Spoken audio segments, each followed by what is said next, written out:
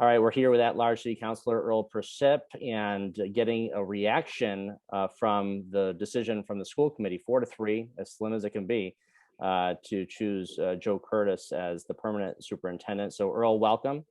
Thank you. And I know, certainly you had a reaction right after this decision. Tell me what your reaction is.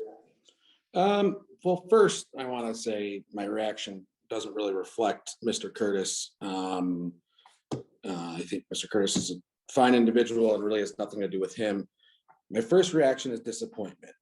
And I'll say, kind of like Mr. Powell is, you could have had this was writing on the wall. Everybody predicted this. I had hopes for something different in Pittsfield, that we were going to do it different this time. I think back to when Jake McCandless was talking one day about when he was off looking for another job, and it was important for superintendents not to stick around in the same place for very long. You know, it's kind of what superintendents do. And my reaction is like, well, we had an opportunity to bring a person of color in, a woman in that I don't think we've had in our superintendent role. I thought the process was flawed a little bit. I thought we should have brought it down to 2 people and then another second interview. I think having interviews, like I think it was Monday, Tuesday, and then we made a decision on Wednesday for an important role like that. And I know there was pre-interviews before that. We got it down to 4. I just thought it was flawed. And I think we missed the mark on finding an opportunity to do something different and new. And really, after watching, I rewatched the interviews last night.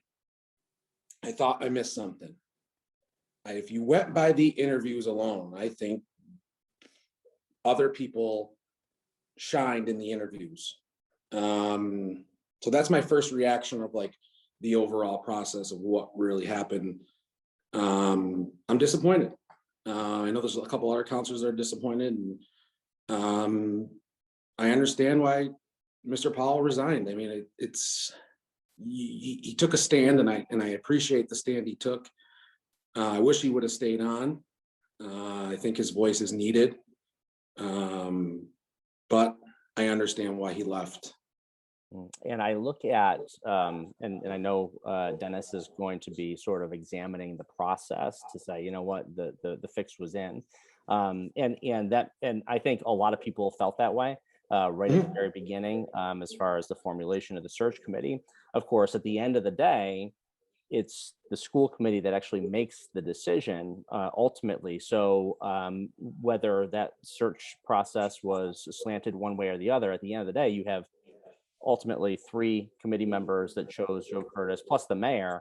So to me, there's something to look at as far as, hey, we have a superintendent now who has been there for something like 27 years, and you have a lot of school committee members who have been there for a very long time too. So it wasn't just the search committee process; it was also the final vote and the makeup of a school committee. Yeah, it goes back to what are we looking for in our town? Mr. Curtis has been here for a while. What new things? I didn't hear in the interview anything new or some of the issues we're going to tackle. So one of the issues I'm passionate about is teacher retention and school choice. And we have been missing out on middle school. Kids in middle school that's the year they transfer out, is when they get to that 6th grade. I heard no plan to change that. I heard no plan of consolidating. Maybe we keep kids in elementary school until the 6th grade. We have an issue at our middle schools. We have high teacher turnover, and we have that's the age group where kids are choicing out. So what are we doing differently? And I didn't hear that in the interview. So when I see those 2 issues, I heard no one talk about the teacher contracts. We have a max out where a teacher can max out, and their contract is so much lower than communities around us, where, and I'll throw out arbitrary numbers, is like Pittsfield's max out might be 70 grand, and you go to Greylock and it's probably 90 grand. The difference there is astounding. I know teachers personally that are leaving the district who don't want to leave the district but they just don't feel supported. Yeah, So and that's one issue with the financial aspect. But what I'm also hearing from teachers is that they are not being listened to, and I think that, and by the way, these are conversations that I'm sure some of us have had privately with school committee members. These issues are not unknown to the school committee members, that there are flaws in the current administration, but one thing I also heard was the quote unquote, the devil you know is better than the devil that you don't know. I don't accept that as a good approach, but that's also one of the things that has been bantered around as far as the conversation. But I think there is a disconnect, Earl, between the administration right now and teachers. I would agree. And I'm only going by the teachers I talk to. And I don't get to talk to all of them, obviously. I only talk to a handful, but the teachers I've talked to that are still in the district and that have left the district, but still live in Pittsfield in our community, aren't happy with the current administration. They feel like they're not being listened to. It's a disconnect between what they're experiencing in the classrooms and what the administration is focusing on.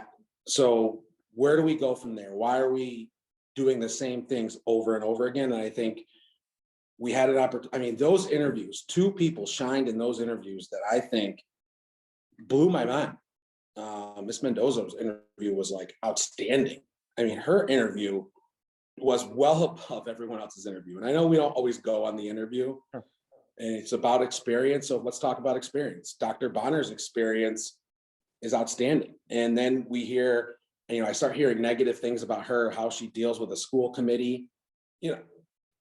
How do we know who's on that school committee? That's such a I've heard that as a narrative a few times on this. And you know what? Sometimes some friction between a superintendent and the school committee, that is a good thing. And honestly, it's been go along to get along on the school committee for a while. And look, even the city council sent the budget back to the school committee and they said, no, we don't want to add any more. If you're a member of the school committee, that's like, hey, so there are things that I think, that's what democracy is. You're supposed to have these conversations, and if there's a little bit of tension, tension is where growth comes from, right? Yeah, and I think it's okay to have tension and still be friendly after the fact. You can have disagreements. Friction and disagreements are fine as long as they're done in the right way, and sure. It's okay.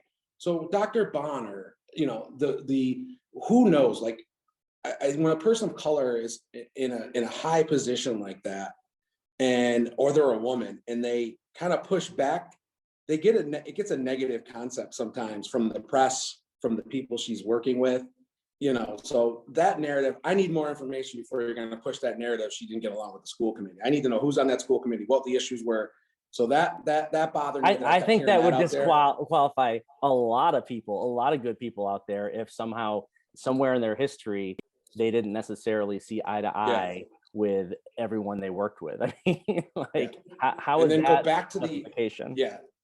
And then go back to the interviews. I mean, and I think I'm saying her name wrong, and I apologize if I am. Her interview was outstanding. I mean, if you went by just the interview, I mean, she was well above and beyond, and she was passionate. And she got me fired up to like something new for our schools and something better for our students. And I want to just clarify, it's not about Mr. Curtis. Mr. Curtis has done a fantastic job with getting us through the pandemic. But I go back to that statement from Dr. McCandless years ago when I first school's budgets. He had said that to me, and that stuck to me. You don't want to stay stagnant, and so we don't want to do that, and that's what we're doing. We're staying with the same thing, and we're there's no change. There's been no change. We keep doing over and over and over again, and then we talk about there's these rumors out there, good old boy network, and the fix is in, and you hear all these things, and we say we're not that anymore, but we keep doing that. So we need to do better. I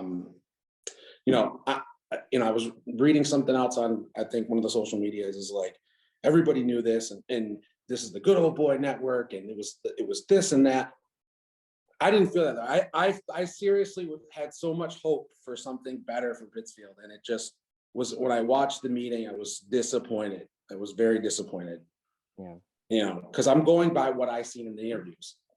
And that's what like I said, I think it was flawed. I think we should have brought back, there should have been another round. We should have brought it back down to 2 and really took the time after we had those 2 people is listen to the teachers or the students or the parents. We gave no time in between for those people to give input after they watched the interviews. How is anybody going to give input? If you didn't get to watch it live, there was no time for you to watch it after the fact, or even a day or 2 after the fact, and then give input. So the process was flawed in my opinion. And if you're a parent in the Pittsfield Public Schools, man, you get surveys, and Earl, you'll see this one day soon, I'm sure. You know, by the way, happy birthday to your little one. I know. Thank you. There you go. Tomorrow she turns 1. Yeah. Outstanding. Happy birthday. But you know, we're bombarded with survey after survey. You know, teachers are hit with surveys, you know, parents are hit with surveys, you know, so it's not hard to get the input. And I feel as though that you know, teachers, I think the extent of it was when the school committee and the search committee was asking for input from teachers or from people in the schools, it went along the lines of a top-down method. It said, okay, principals, please provide us the input, and the principals then chose the teachers who are providing input for this process. And that's not a full process. That's not a full deck. You know, when a principal is selecting it. Yeah. And as you can imagine, a lot of those principals probably have good relationships with Joe Curtis. He's been there a very, very long time. So it's just the way, you know, and what's another month? What's another month to drag? What's another 2 weeks? Honestly, like, this is an important role in our community. What's another 2 weeks or 3 weeks? So, you know, and I hope Joe, Mr. Curtis, is the best superintendent in the world. You know, it's not about that. I will support Joe, and I will help Joe in the superintendent's role as much as I can. It's not about that. We wish he does. I hope I'm wrong, and he turns out to be fantastic for the city of Pittsfield. You know, we want to make that clear. I'm not going to put up roadblocks for Mr. Curtis, but we will challenge Mr. Curtis, and we will challenge for him to do better than what's happened in the past, and to really address the major issues out there.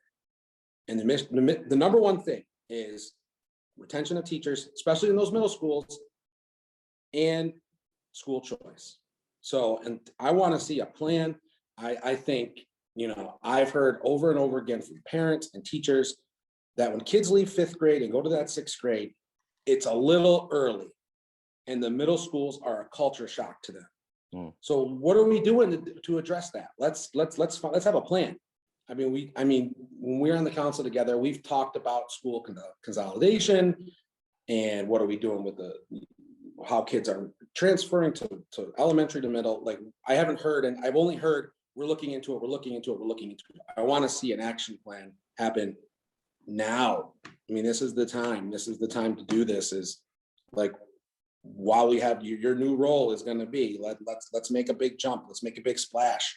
So I hope that we have a positive start to this, his role as superintendent of the city. And one more thing that I think is important is, if you know, Joe Curtis, he's the new superintendent, that number 2 position is important. I would suggest that if we can get that Pittsfield native to perhaps take that position, the Mohawk Trail principal, you know, you need, I think, someone from the outside, and that person has to have the confidence to have latitude and the ability to push back. You know, there's something to be said for a team of rivals, and I think, and we just talked about this. I don't believe that that friction is a bad thing. You know, sometimes we have to bring up the issues and really challenge people. This is what we're here for. So, or what you're here for. I'm just doing a show, but we talk about her for that number 2 role. I mean, I hope that we like reach out to her right away, because like, she's somebody from here who understands the area, but her career has been elsewhere. So she's got to look and experience different things than Pittsfield, but knows Pittsfield in a positive way. So I think, I mean, if I was the new superintendent, that would have been my first call. But at least the school committee members pick up the phone, you Yeah. know. Yep, somebody, And, hopefully. and let's do this. So Earl Persip, at-large city councilor, you know, best of luck in moving forward, and hopefully, and by the way, if we're replacing Dennis Powell, if he does fulfill, it Mhm. is in the city code, I believe it's the school committee and the city council get together and decide who to fill that position. So that should be interesting as well. Yep. Yes. So, Yep. so Counselor, hey, thank you so much for your time. I know you're busy. You know, happy birthday to that little one. Have a great weekend. All right. Thank you. All right, my man. Bye-bye.